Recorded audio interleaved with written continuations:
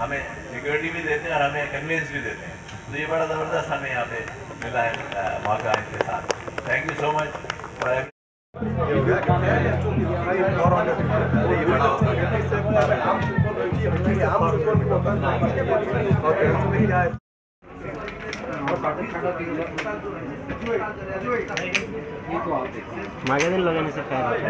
Bullet नहीं है ना।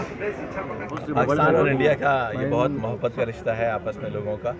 ख़ास तौर से जब स्पोर्ट्स खेलने हम आते हैं तो हमें इतनी वेलकम मिलता है और इतना मोहब्बत मिलती है कि हमें बार बार दिल करता है हमारा आने को। हॉकी खेलने का मज़ा इसलिए आता है कि लोग समझते हैं और लोग बकअप करते हैं और अप्रिशिएट करते हैं गेम को जब भी गेम एक मूव अच्छी बनती है।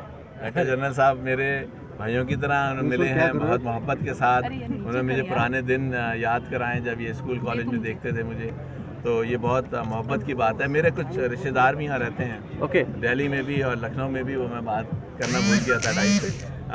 वो मुझे हमेशा कहते थे जब इंडिया पाकिस्तान को कि अल्लाह करे कि हमारा भाई जो है वो हैट्रिक करे इंडिया के खिलाफ और इंडिया 5 गोल उन पे करे।